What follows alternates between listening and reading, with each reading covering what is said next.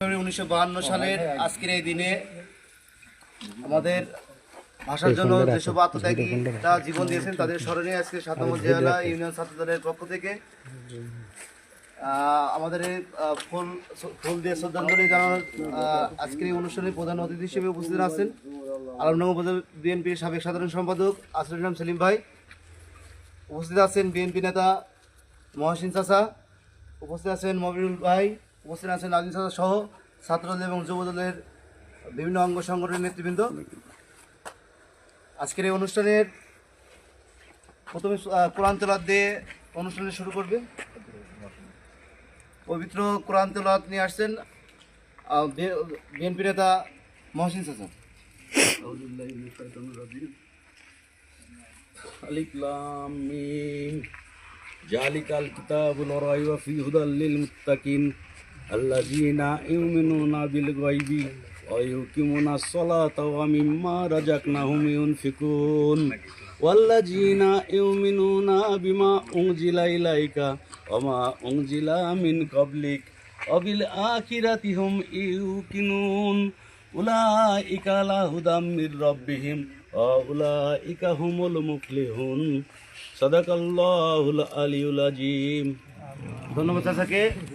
এই পর্যায়ে সংক্ষিপ্ত আকারে বক্তব্য দেওয়ার জন্য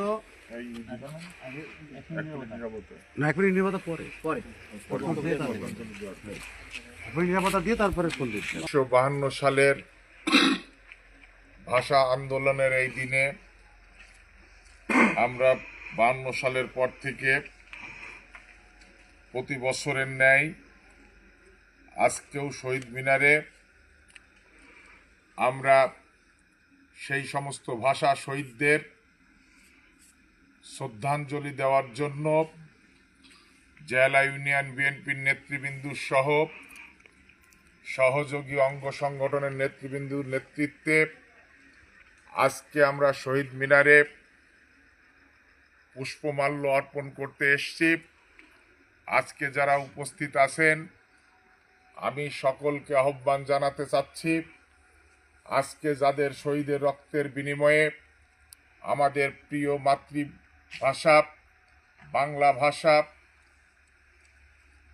আমরা প্রতিষ্ঠিত করবার জন্য যে সমস্ত শহীদের রক্তের বিনিময়ে আমরা সেই বাংলা ভাষা অর্জন করেছি, সেই অর্জনকে কেন্দ্র করে আমরা শহীদ মিনারে পুষ্পমাল্য অর্পণ করতে এসেছি। আমাদের সাথে উপস্থিত আছেন এই জেলা ইউনিয়ন বিএনপি সহ অঙ্গ সংগঠন নেতৃবৃন্দ।